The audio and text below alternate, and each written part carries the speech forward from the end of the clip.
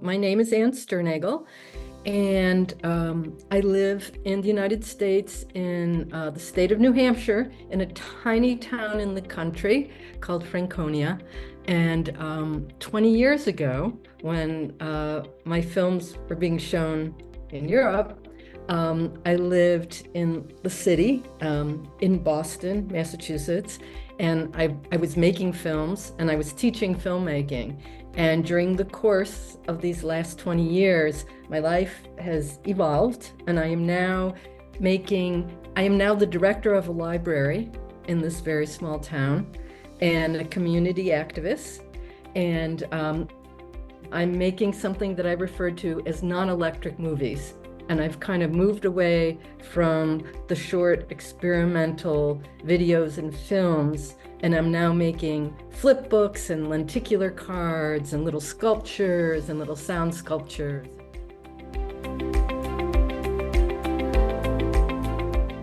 During that period, I made lots of films with found footage. I was really intrigued with found footage, and it was always a surprise, and it was very damaged.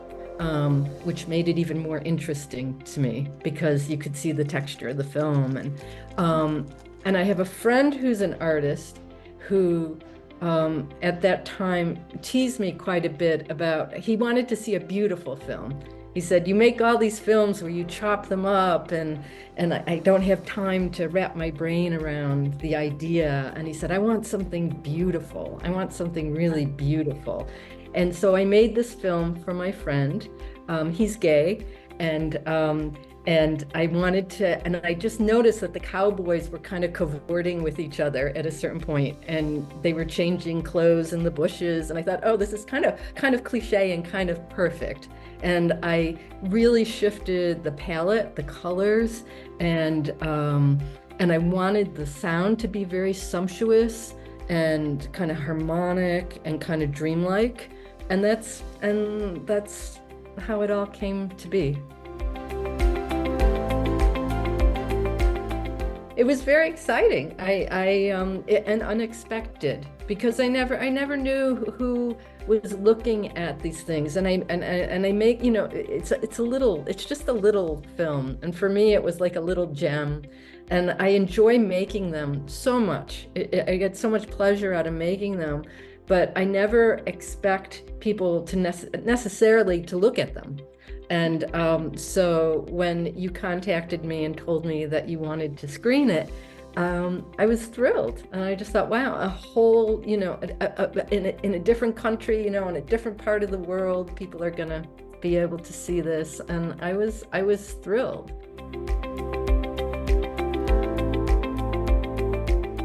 There was a certain point, probably in like 2012, 2013, where I felt like I had been making the same film over and over again. I don't know if you have an art practice or you find that to be true. Sometimes you're writing or whatever, and you're writing the same piece over and over again. And also I've just become, like many people, more and more and more concerned with the environment and the use of natural resources. And to make a film, it required movie projectors and computers and electricity. And to show it, it required electricity. And I thought, wouldn't it be marvelous if I could just take pre-existing material and make films that people could just hold in their hand, and that they wouldn't require any electricity, so that it would have like zero impact on the environment, that I'd be recycling material, and then I wouldn't require any energy other than the flip of a thumb, or the tilt of a lenticular card or something like that. So I called them non-electric movies. And I've been playing with that for a long time, since Outlaw. So shortly after Outlaw, I started fooling around with that idea. So sometimes they are, like the traditional, that's actually a scratch on the film. So that's a scratch in the emulsion of the film. I also made these little viewers that you could just see a film still in. So you just hold them up to the light and you can see something that's very gestural that suggests movement. And then I was making, and I don't know if you can see this either, but these are lenticular cards. So you have about 8 frames of film that is animated when you tilt it. So I was, I've been playing with these ideas quite a bit. Yeah. And also I started making little sculptures out of cement, and I've been playing with sound. I love sound, and obviously these kind of things don't have sound.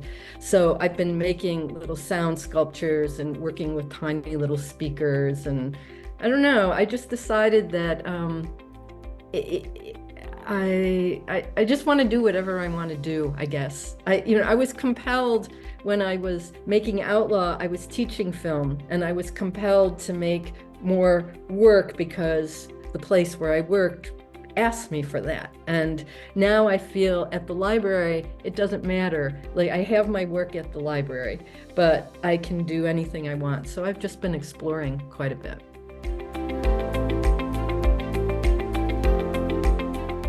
No matter what's happening on the planet, I feel like making your art is just really important.